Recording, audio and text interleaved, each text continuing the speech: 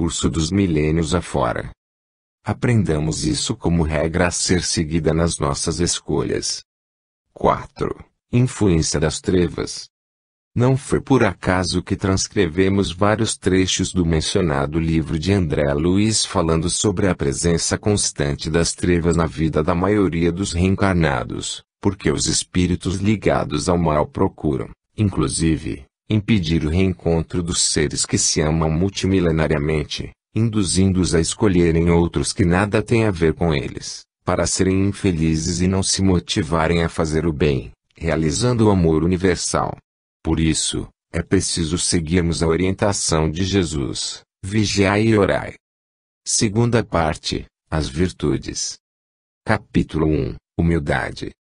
Para evoluirmos espiritualmente é preciso, em primeiro lugar, compreendermos, em definitivo, e introjetarmos, para sempre nos lembrarmos, a noção verdadeira, real, de que somos luz, sendo que o corpo material é apenas uma grosseira vestimenta temporária, que já trocamos milhões de vezes, desde as reencarnações em estruturas subatômicas até a fase humana atual e, quanto ao próprio perispírito, que, na verdade, não é um corpo, mas vários corpos, pois que o próprio André Luiz identifica também o corpo mental, trata-se, igualmente, de mera vestimenta, apesar de mais sutilizada. Os espíritos puros, como Jesus, são apenas focos de luz, pois não necessitam mais de corpo algum.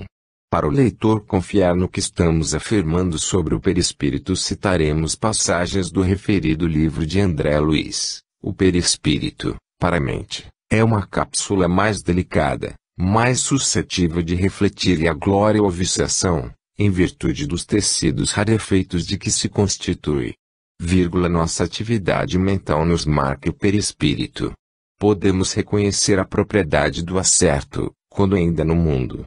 O glutão começa a adquirir aspecto deprimente no corpo em que habita. Os viciados no abuso do álcool passam a viver de porco, arrojados ao solo, à maneira de grandes vermes. A mulher que se habituou a mercadejar com o vaso físico, olvidando as sagradas finalidades da vida, apresenta a máscara triste, sem sair da carne. Aqui, porém, André, o fogo devorador das paixões aviltantes revela suas vítimas com mais hedionda crueldade. O perispírito de todos os que aí se enclausuravam, pacientes e espectadores, mostrava a mesma opacidade do corpo físico. Os estigmas da velhice, da moléstia e do desencanto, que perseguem a experiência humana, ali triunfavam, perfeitos. O hipnotismo é tão velho quanto o mundo e é recurso empregado pelos bons e pelos maus, tomando-se por base, acima de tudo, os elementos plásticos do perispírito. Gube sorriu e considerou, sabes, assim, que o vaso perispirítico é também transformável e perecível, embora estruturado em tipo de matéria mais rarefeita. Sim, acrescentei, reticencioso, em minha sede de saber. Viste companheiros, prosseguiu o orientador que se desfizeram dele, rumo a esferas sublimes, cuja grandeza por enquanto não nos é dado sondar, e observaste irmãos que se submeteram a operações redutivas e desintegradoras dos elementos perispiríticos para renascerem na carne terrestre. Os primeiros são servidores enobrecidos e gloriosos, no dever bem cumprido, enquanto que os segundos são colegas nossos, que já merecem a reencarnação trabalhada por valores intercessores, mas, tanto quanto ocorre aos companheiros respeitáveis desses dois tipos, os ignorantes e os maus, os transviados e os criminosos também perdem, um dia, a forma perispiritual. Tente-se, agora, para a observação de André Luiz, o perispírito, mais tarde, será objeto de mais amplos estudos das escolas espiritistas cristãs. Nota do autor espiritual. Então, compreendendo que somos luz, não há como separar-se, nessa estrutura monolítica, o que é inteligência do que é virtude, etc. Pois não há como se dividir a luz em partes, como se faz com um objeto sólido. o espírito irradia sua luminosidade segundo o conjunto de qualificações que foi adquirindo no decurso dos bilênios de sua existência, por isso cada um apresentando uma intensidade, coloração etc. Totalmente diferente dos demais, uma vez que não há trajetórias evolutivas semelhantes e, muito menos, idênticas. Cada ser é único na criação. Mas, o que é a humildade, pinçada da luz, apenas para efeito de estudo?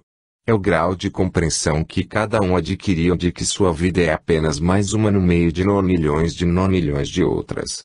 Por isso Jesus disse, eu, de mim mesmo, nada posso. Quando chegamos a um determinado grau dessa compreensão, olhamos para trás, para o passado das muitas reencarnações de que temos conhecimento e enxergamos apenas uma imensa planície, sem marcos de destaque especial para determinados eventos, sem datas nem consideração a posições sociais, nem qualquer outro valor que não seja a própria conscientização e investimento na espiritualização, ou seja, na eliminação das cascas como as várias películas de uma cebola, que impedem a luz de brilhar fulgurante.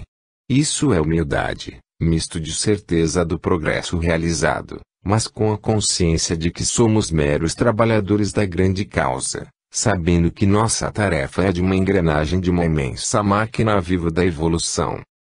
1. Definição de humildade. Como definição de humildade poderíamos repetir o que Jesus afirmou, eu, de mim mesmo, nada posso. Deus é que tudo pode, mas, mesmo assim, ensina-nos o anonimato. Entendamos isso e cortemos rente os pruridos do orgulho, que os espíritos trevosos nos induzem a assimilar, fazendo-nos acreditar que somos mais importantes que os demais seres da criação. Cada qual tem sua função na imensa máquina viva da evolução, tanto que Jesus, mesmo sendo divino governador da Terra, não pode passar do âmbito das suas atribuições. 2. Jesus, exemplo máximo de humildade.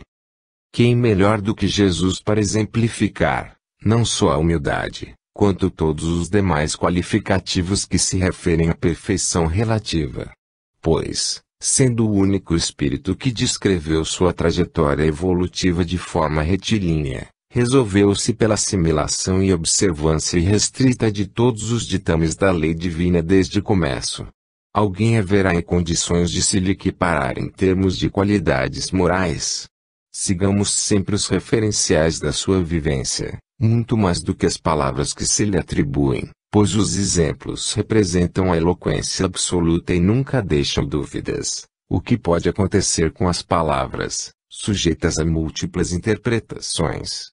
Estudemos sua biografia, passo a passo, desde o nascimento na maior pobreza, entre animais, nossos irmãos, depois, sua infância, educando-se junto aos pais, obediente aos regramentos da época, em que os meninos competiam aprender um ofício, sua juventude, dedicada ao trabalho humilde, depois sua atitude de obediência à ordem materna de transformar água em vinho, nas bodas de Caná da Galileia, posteriormente, sua vida pública, dedicada à propagação da Boa Nova, e, ao final, o grande ensinamento de que a morte não existe, não só pela sua entrega espontânea aos algozes, como suas manifestações seguidas após a desencarnação.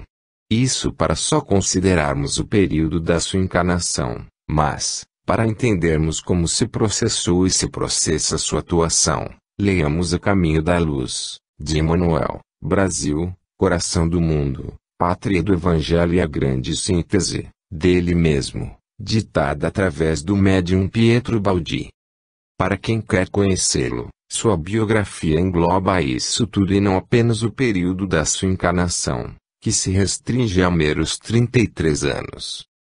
A humildade transparece nas suas mínimas atitudes e, até hoje, ele se manifesta para milhões de pessoas, no mundo inteiro, independente delas que se autodenominarem cristãs ou não, pois ele é o divino governador da Terra e não fundador e chefe de uma corrente religiosa, que alguns chamaram de cristianismo. Capítulo 2 – Desapego. Ao invés de explanarmos sobre o desapego, iremos, no item seguinte, transcrever um estudo da irmã Teresa intitulado Desapego de Tudo e Apego a Deus, que já foi divulgado na internet nos endereços já referidos neste livro. Excluiremos apenas a nota e não colocaremos aspas, pois, entre os autores espirituais ninguém se considera autor de ideias e realizações, uma vez que trabalham e realizam no anonimato e em equipes, sem nenhuma ideia de personalismo. 1. Definição de desapego. Trata-se o egoísmo do defeito moral mais grave, que resume todos os outros, enquanto que o desapego é a virtude mais importante, oposta ao egoísmo. Jesus disse: não tem uma pedra onde recostar a cabeça. Aí resumiu o desapego. Este tópico será o mais extenso do nosso livro, mas merece, realmente, ocupar a maior parte dele, porque é sinônimo no amor universal, o qual, depois do amor a Deus e do alto amor, deve representar o principal foco do espírito para sua evolução. Acompanhemos, agora, a explanação da irmã Teresa. Eu não tenho uma pedra onde assentar a cabeça. Jesus Cristo. Onde estiver teu tesouro, aí estará o teu coração. Jesus Cristo. Tudo me é permitido, mas nem tudo me convém. Paulo de Tarso. Eu e o Pai somos um. Jesus Cristo. Não sou eu quem vive, mas é o Pai que vive em mim. Jesus Cristo. Introdução. Quando o espírito alcança o grau de compreensão de que é um ser imaterial e que suas encarnações visam apenas seu progresso intelecto-moral e nada mais que isso, sendo passageiras as construções no mundo imaterial, tanto assim que das civilizações do passado, no máximo, restaram alguns poucos vestígios, como se fossem material de demolição, reaproveitado em realizações novas, pois, por outro lado, também na natureza, nada se perde, nada se cria, tudo se transforma. Então, apesar de continuar cumprindo suas obrigações como cidadão, profissional e pai ou mãe, passa a priorizar seus investimentos espirituais, preparando-se para a vida no mundo espiritual, que é nossa pátria definitiva. Para tanto, o desapego é uma virtude imprescindível, devido à sua abrangência, como veremos neste estudo, não se restringindo à mera doação de alguns bens materiais que já estão gastos pelo uso, que passamos às mãos dos momentaneamente mais necessitados que nós mesmos.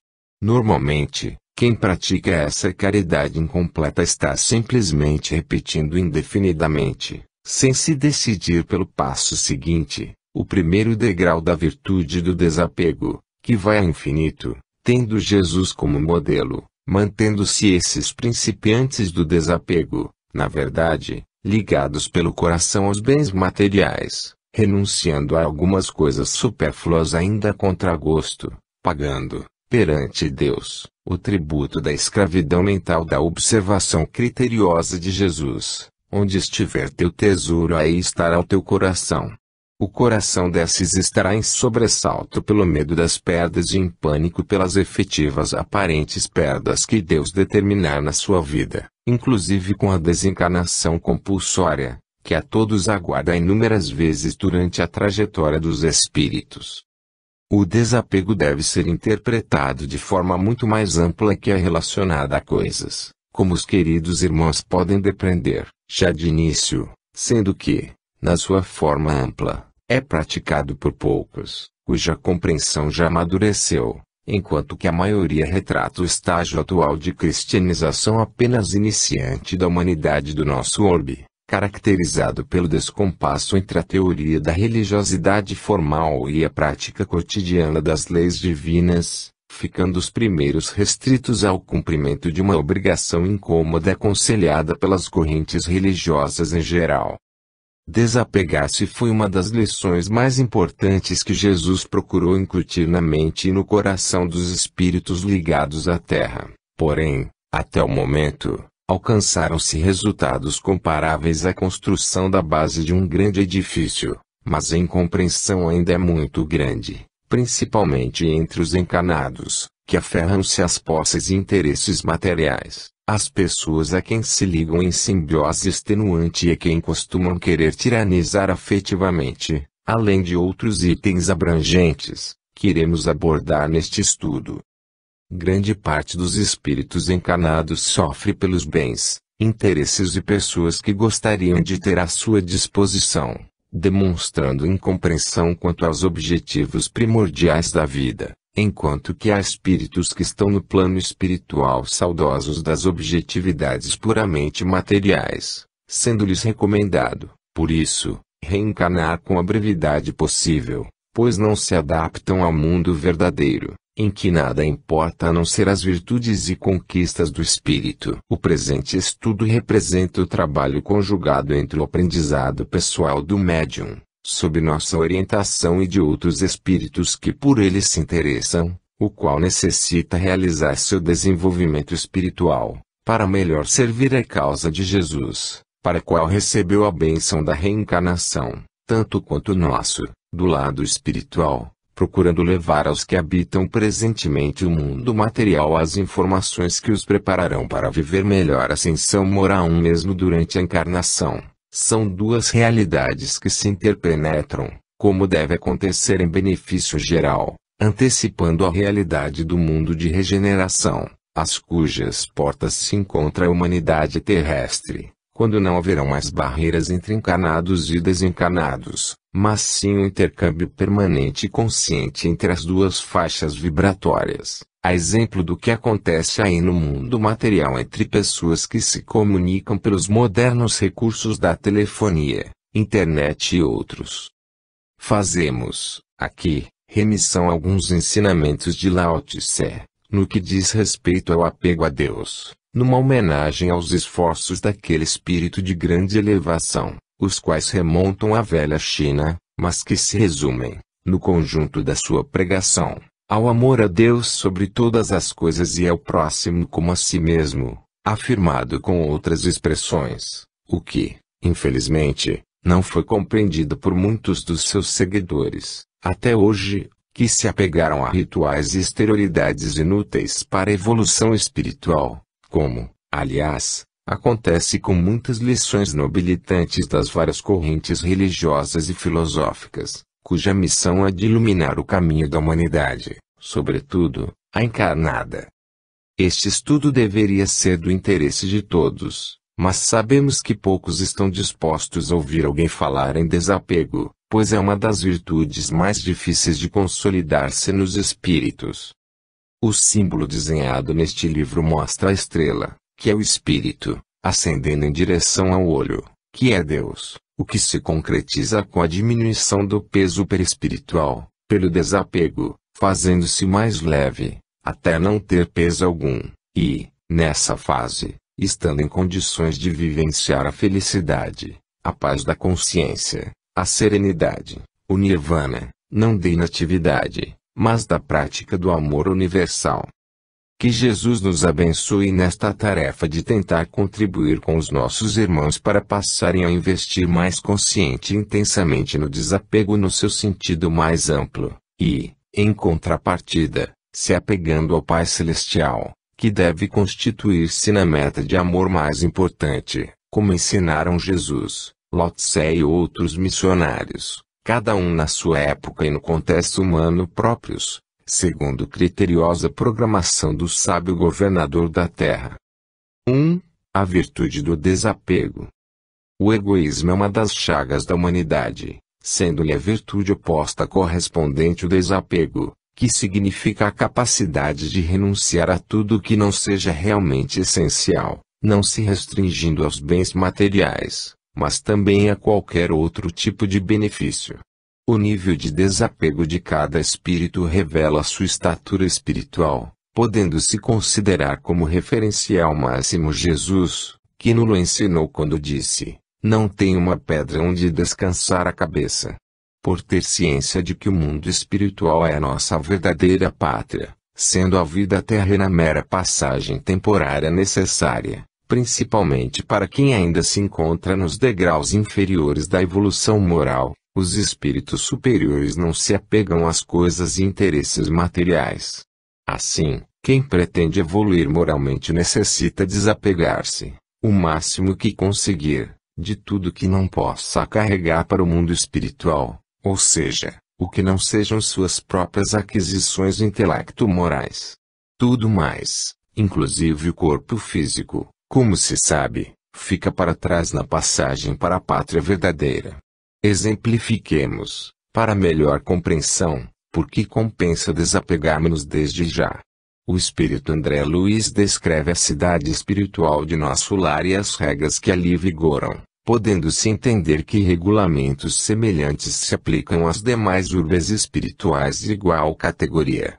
Ali cada habitante ou família pode possuir apenas um imóvel para a própria moradia, não havendo a mínima possibilidade de alguém, mesmo os dirigentes, monopolizarem a área imobiliária e, muito menos, explorarem a necessidade dos demais.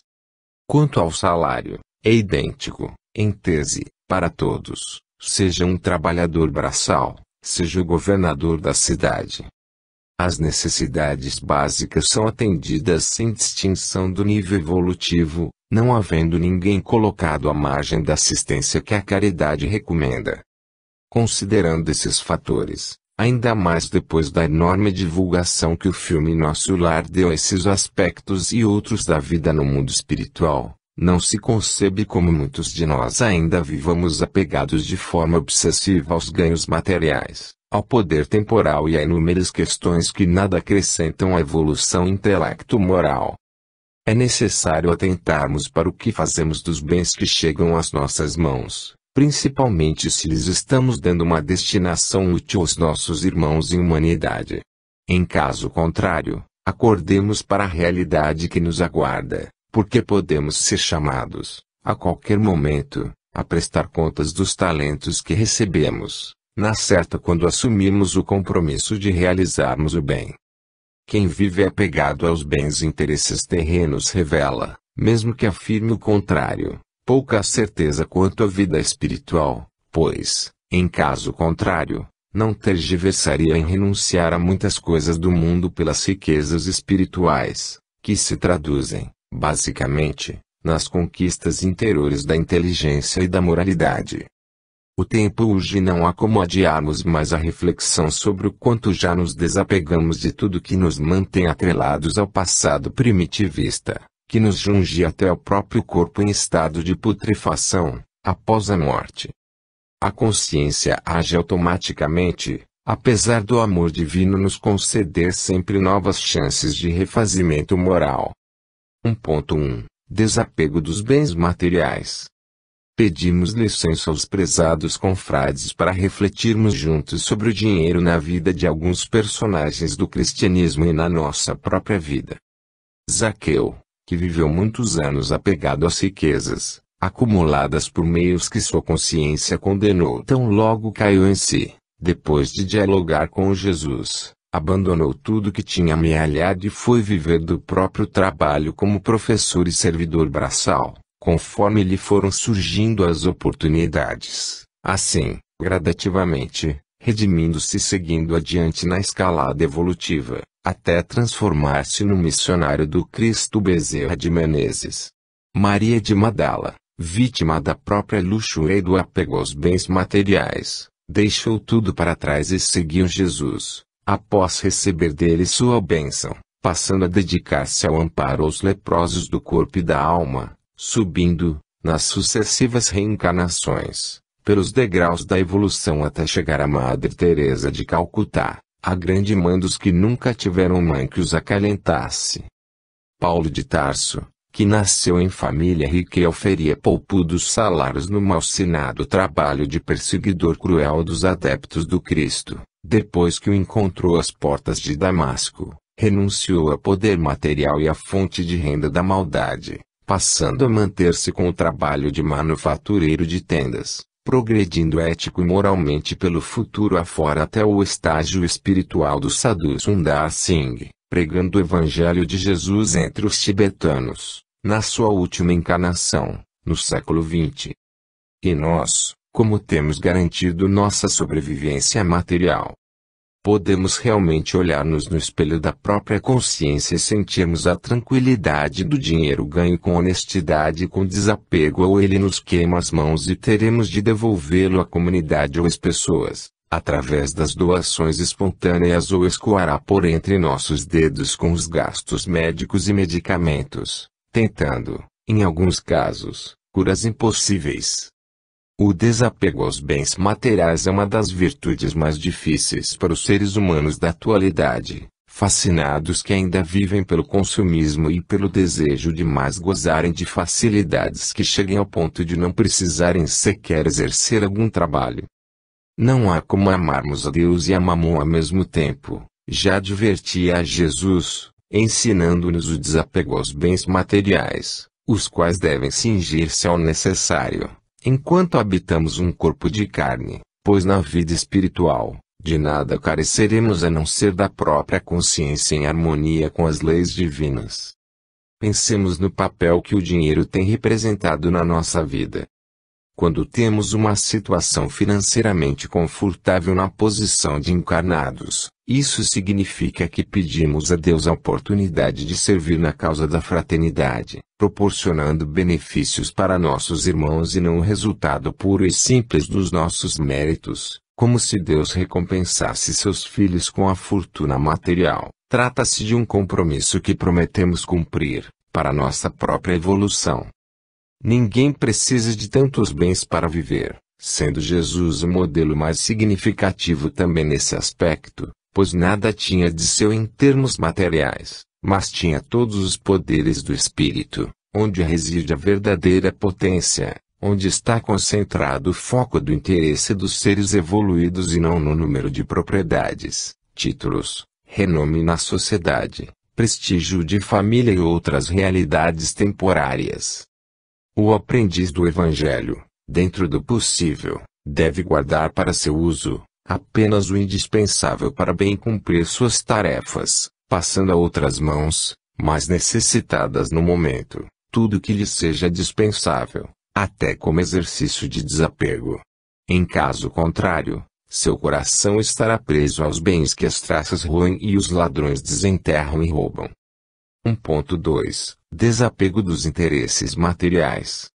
O ideal de realizar grandes feitos é natural e louvável.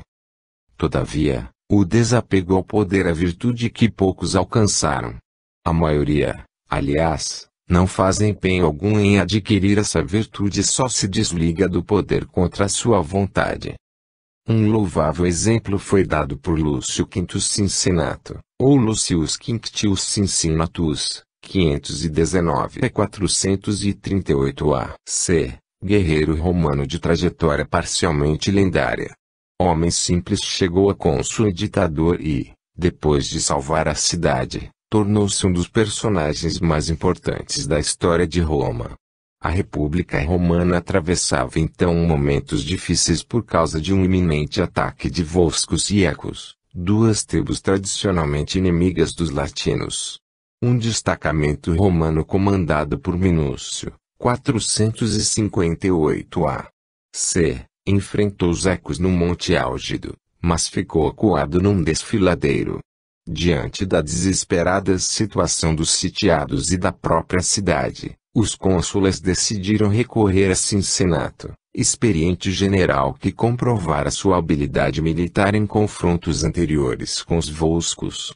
O oficial que procurou Cincinnato para entregar a nomeação encontrou-o lavrando a terra. Com dificuldade, conseguiu convencê-lo a aceitar o cargo de ditador, título que lhe outorgava, em caráter provisório, poder absoluto.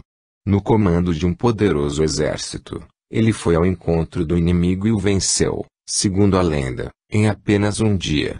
De posse de vultoso butim, regressou a Roma, renunciou ao cargo e voltou à vida simples de lavrador. Temos que Cincinnato, não procurou o poder e sim foi convidado para exercê-lo. Foi-lhe outorgado poder absoluto, mas não consta que tenha agido de forma indevida contra alguém ou em benefício próprio. Cumprida sua missão, renunciou ao poder. Numa época em que grandes disputas ocorrem pelos postos de comando, em que abusos dos mais graves são praticados por muitos que exercem o poder, em que tudo se faz para continuar em situação de evidência, fica parecendo surrealista o idealismo de um cincinnato. Mas, o antídoto para essa fúria desenfreada pelo poder está na compreensão de que somente o povo detém o poder. Em caso contrário, acreditando cada um que o exercício do poder significa recompensa aos bem-dotados, seres superiores que merecem dirigir os destinos dos menos aquinhoados, estaremos utilizando-o, mesmo que minimamente, com desvio ou excesso de poder. Pensando de forma incorreta e em desacordo com as luzes atuais de valorização do povo, quando chegar a época de deixar o poder, estarão desarvorados, como quem perde um patrimônio pessoal. Os benefícios terrenos servem apenas enquanto o espírito está vestido com um corpo de carne, para ter as condições de sustentar-se com a dignidade do trabalho útil e honesto. Todavia, há um limite para se obedecer, a partir do qual se ingressa na faixa do supérfluo, do desnecessário, do perigoso para a própria serenidade do espírito. Se alguém nasce com a tarefa do exercício do poder, deve exercê-lo para o bem comum, como Pedro II, o grande e humilde servidor do povo brasileiro. Se a tarefa é na área financeira, como Henry Ford ou Bill Gates, que sejam criados postos de trabalho, mas não uma vida dedicada à usura. Se a força é o intelecto, como Einstein e Albert Sabin, que seja empregada em favor da ética e não da imoralidade, da violência e da competição desenfreada. Cada um tem de prestar contas a Deus dos recursos que dele recebeu, como na parábola dos talentos. 1.3 Desapego dos outros espíritos. Transcrevemos aqui uma reflexão do livro Luz em Gotas, psicografado pelo irmão, então encarnado, Gilberto Pontes de Andrade, intitulada Para que servem os amigos. Quando o homem pretende ser querido pelos demais, passa a adotar a gentileza e a doçura como formas de conduta. Porém, logo que se apropria da confiança dos seus pares, passa a adotar uma atitude inversa, ignorando as mais comezinhas normas de fraternidade. Isso tem sido uma realidade no cenário humano. E não acrediteis que os deslizes, relacionados às regras da gentileza, devam ser atribuídos ao modus vivendi atual das coletividades humanas. Pois, embora seja razoável asseverar que não há mais tempo para as pequeninas normas de etiqueta, devemos saber que uma palavra de amizade, uma expressão delicada, um gesto de meiguice, um sorriso ou um aceno cordial sempre encontram guarida, mesmo naqueles que pareçam indiferentes às boas maneiras. O gesto amável é o passo para sedimentar uma amizade nascente e, também, para apagar uma suspeita infundada, uma informação infeliz, uma inspiração negativa. Não aguardeis, porém, que os outros tomem a iniciativa de serem gentis para convosco, a iniciativa deve ser vossa. Sejam os vossos hábitos de culto da gentileza um modo de equilíbrio, que deveis impor a vós mesmos como disciplina de autoburilamento da vontade e do comportamento. E, agindo assim, estareis preparados para viver nas colônias espirituais, para onde transferireis, mais tarde, vossa residência, em cujo ambiente preponderam o respeito e a cordialidade, a gentileza e o afeto. Como ninguém tem a obrigação de vos amar, antes deveis amar os outros. Respeitai nos ásperos, nos ingratos e nos frios do vosso caminho criaturas infelizes, a quem deveis maior cota de gentileza, pois isso também é caridade. E deveis agir assim, principalmente, em vosso próprio lar e em relação aos vossos parentes. Para a vitória sobre vós mesmos, imprescindível será vos submeterdes eficiente programa de ação nesse sentido, que não pode ser negligenciado. São necessárias autoanálise, trabalho sincero, prece constante e sadia convivência com os mais infelizes. Recordar que a vida física é breve, por mais longa pareça. A oportunidade abençoada que vos chega não é casual, aproveitai-a, gerando simpatia e fazendo bem, porque o vosso objetivo agora é o aprimoramento espiritual. Dignificai a vossa fé, traduzindo-a em serviços aos vossos semelhantes, como a fonte que se confia ao próprio curso, guardando a bondade por destino. Grandes e pequenas ocorrências desfavoráveis sobrevirão, induzindo-vos a declarar, no mundo íntimo, a revolução da revolta incontida, qual se devesseis quebrar, em crise de ira, a escada que a vida vos destinou a escalada para o mais alto. Entretanto, quando ainda tenhais de comprar o vosso equilíbrio a preço de lágrimas, deveis suportar o tributo da conquista que realizareis na direção da vossa elevação.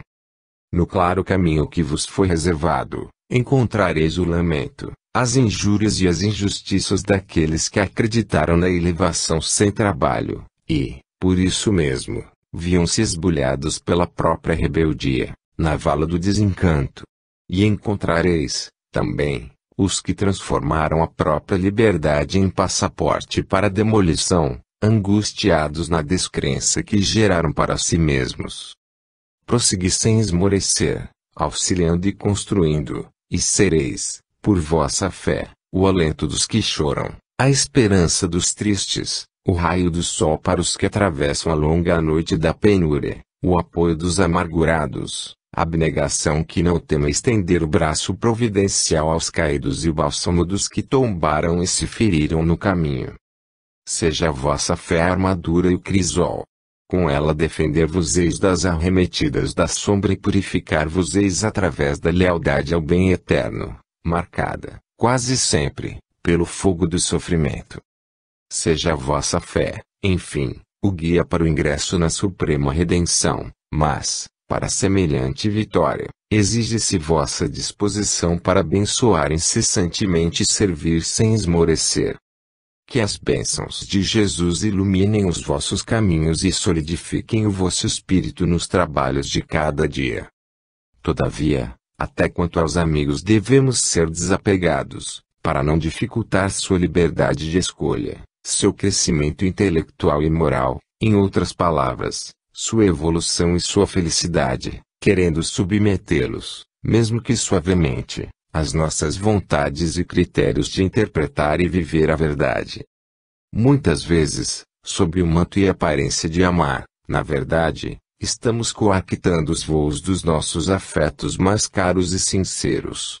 Devemos aprender o desapego quanto a eles, libertando-os e nos libertando, pois somente o amor do Pai Criador e sustentador da vida detém a perfeição absoluta e leva sempre ao bem, sem jaças.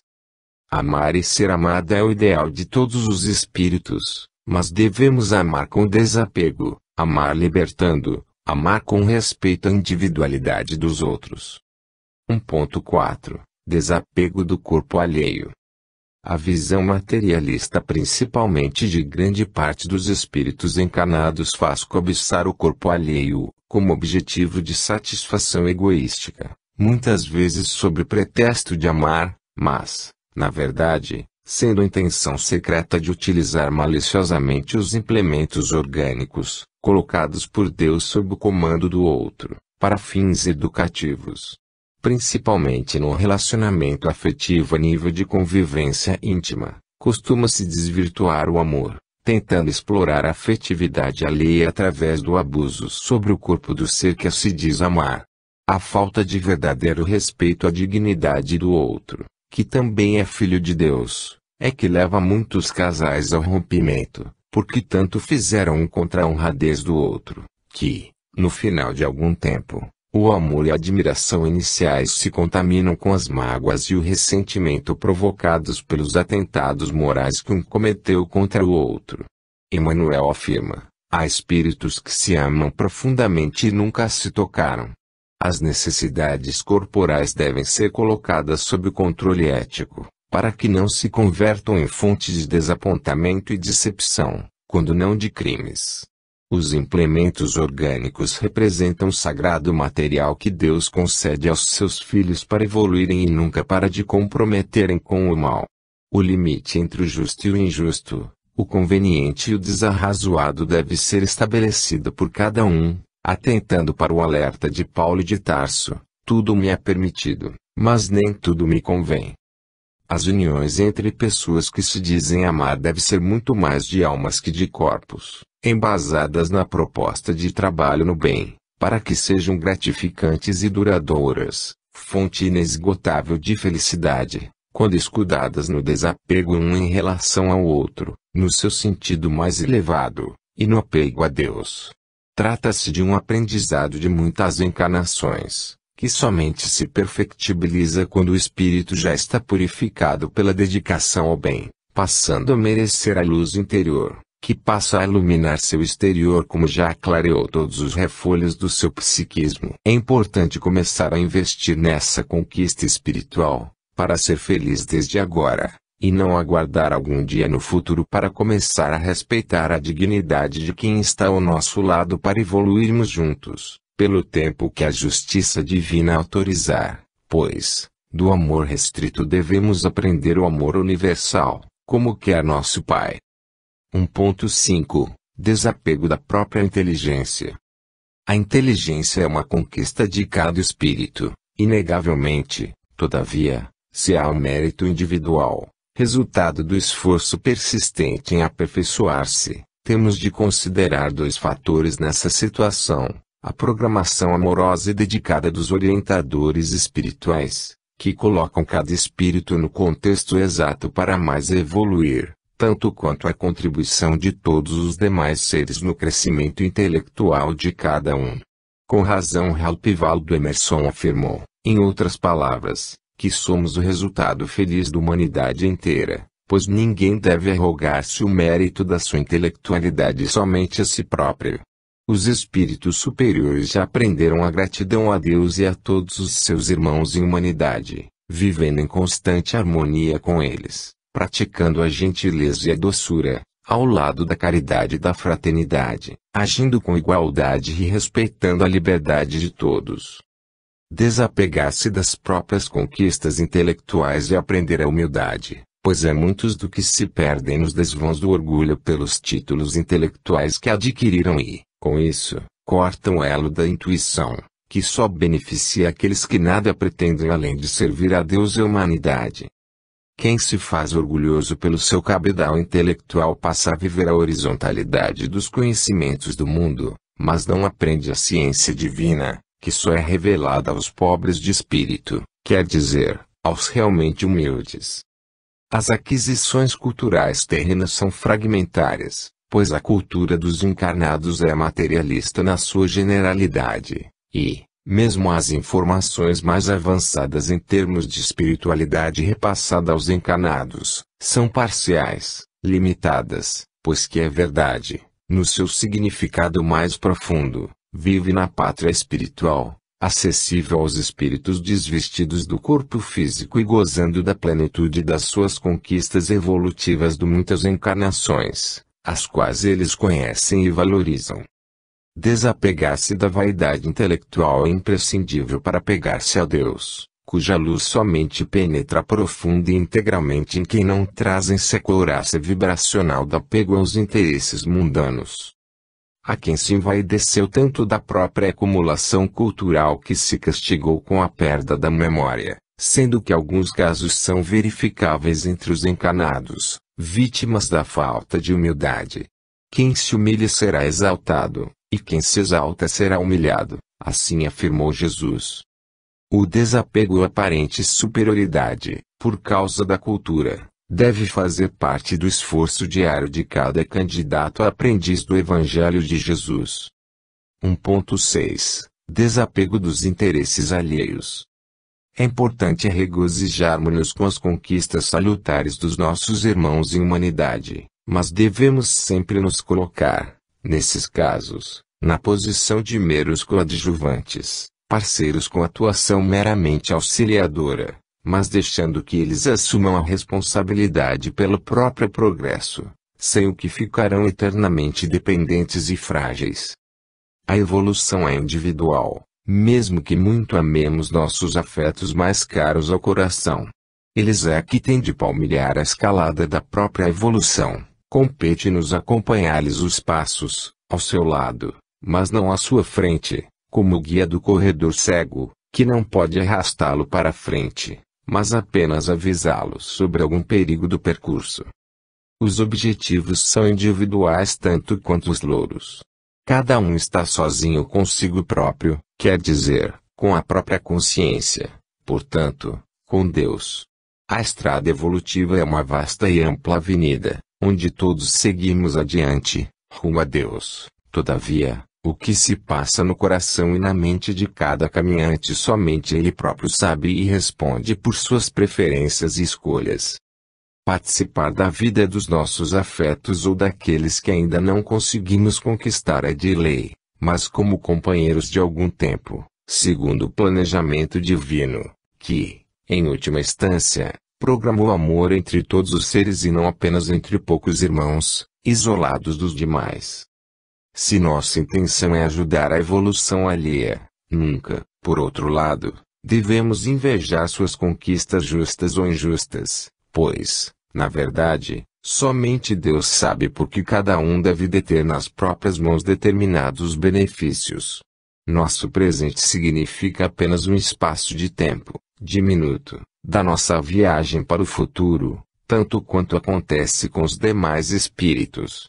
Aquilo que a justiça divina nos confiou é diferente do que entregou aos demais, cada um devendo olhar apenas para o seu próprio prontuário de deveres a cumprir e não julgar o trabalho alheio, nem nele tentar interferir.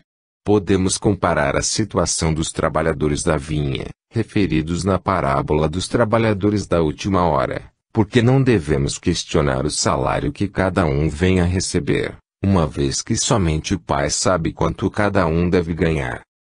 Que nossos olhos sejam bons, não cobiçando o salário de ninguém, mas contentando-nos com o nosso, como Jesus ensinou, ele próprio não tendo uma pedra onde assentar a cabeça. 1.7 Desapego do passado.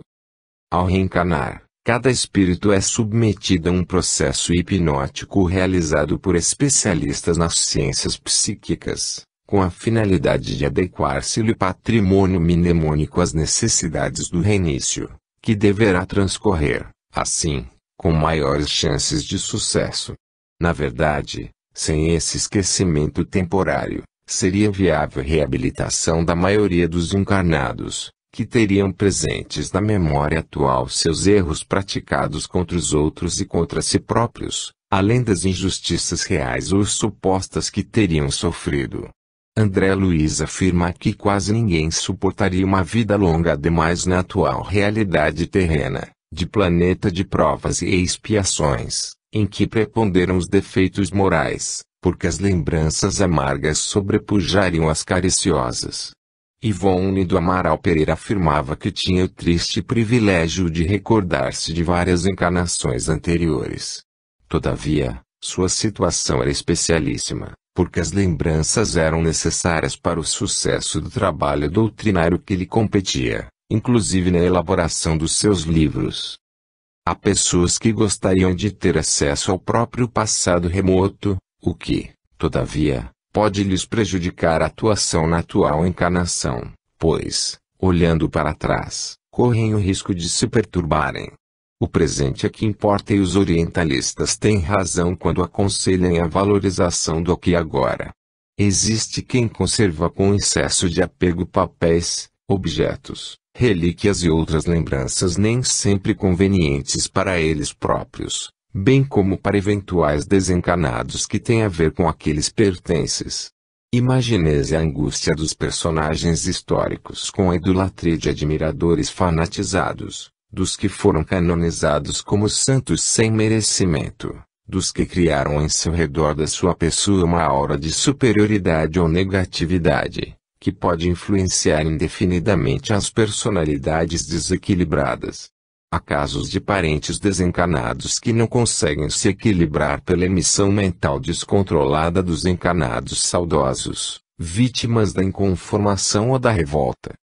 O passado simplesmente passou e não deve ser perenizado, conforme lição da mãe de Jesus a Francisco Cândido Xavier ao lhe enviar por Bezerra de Menezes uma frase aparentemente simples, mas de imensa profundidade digna de reflexão permanente: isso também passa.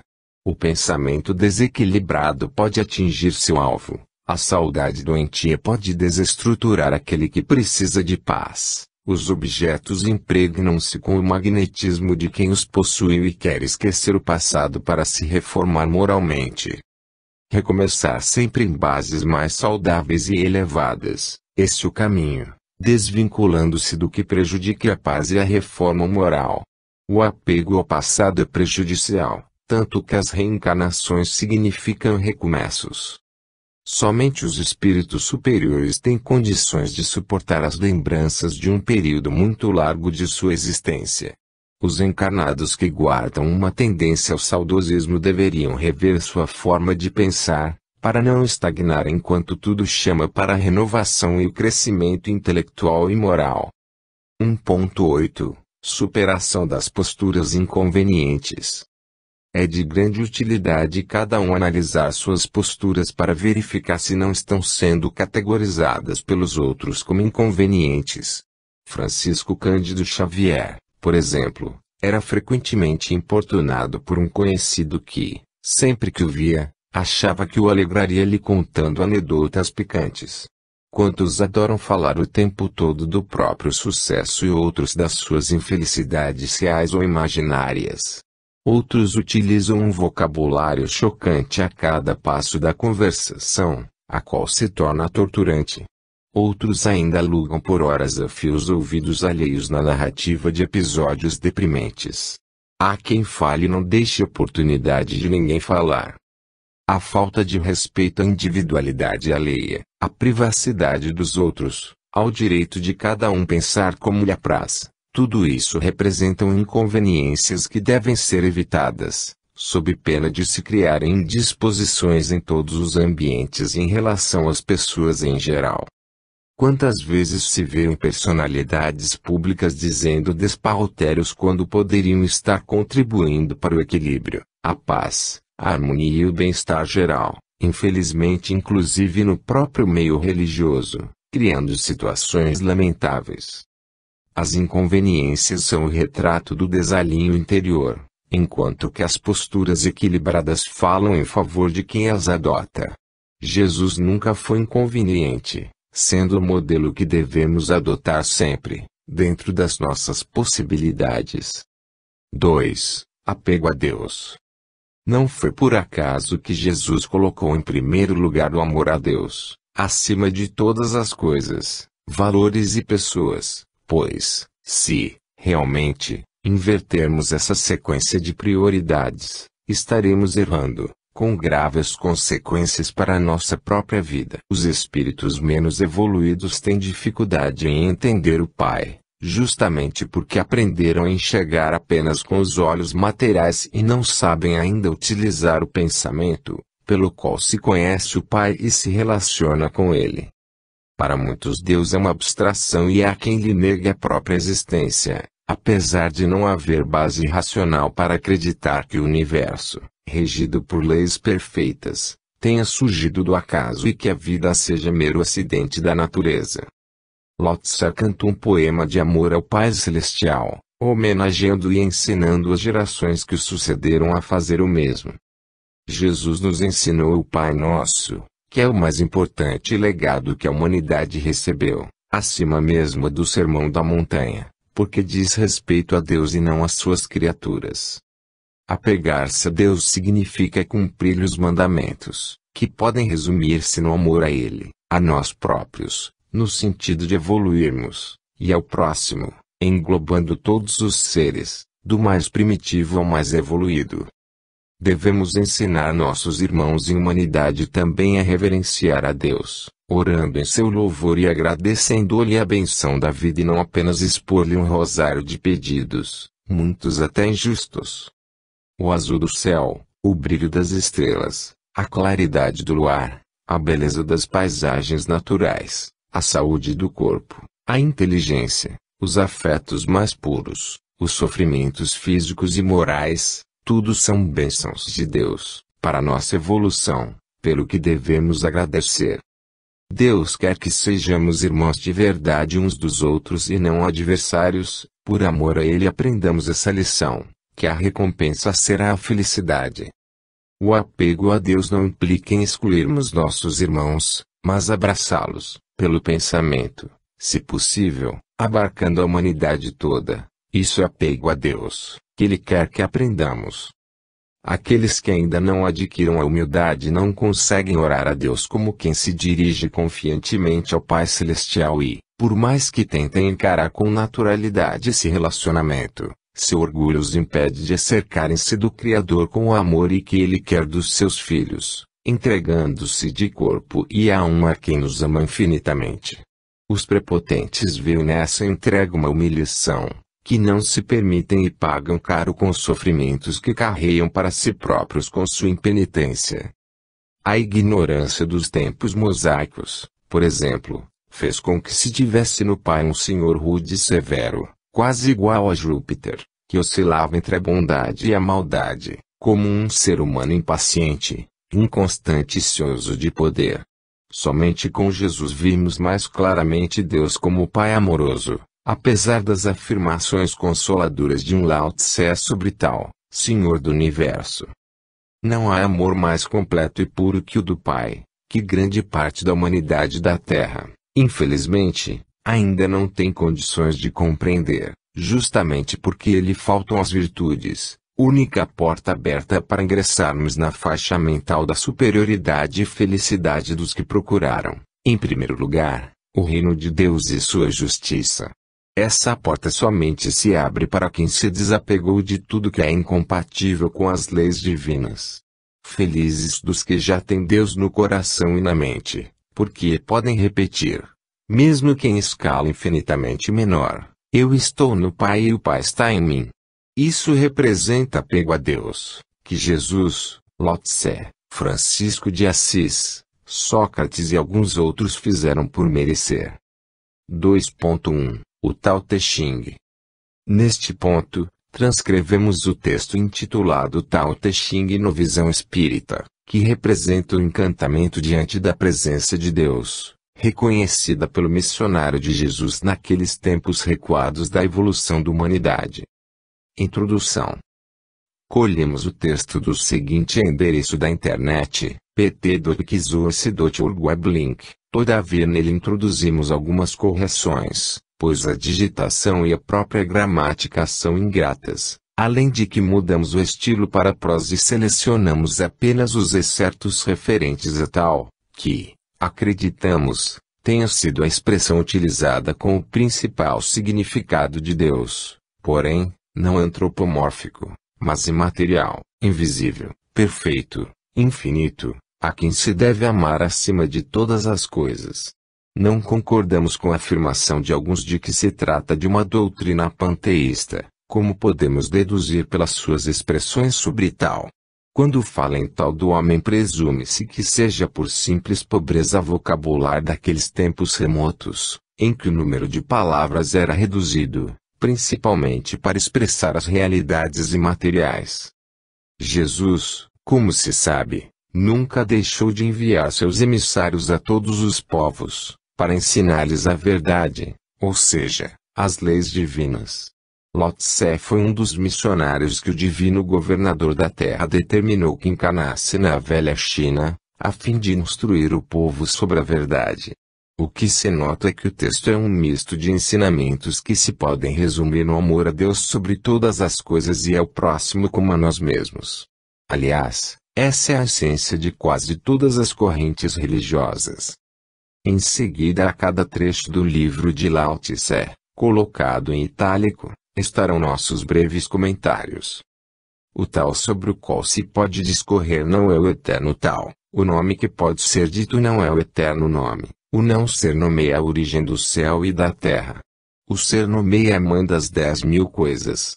Por isto, no não ser contempla-se o deslumbramento, no ser contempla-se sua delimitação. Ambos, o mesmo com nomes diversos, o mesmo disse mistério. Mistério dos mistérios, portal de todo deslumbramento. Deus é infinito e sobre ele não há palavras de vocabulário humano adequadas para descrevê-lo, justamente por estar acima de qualquer concepção humana.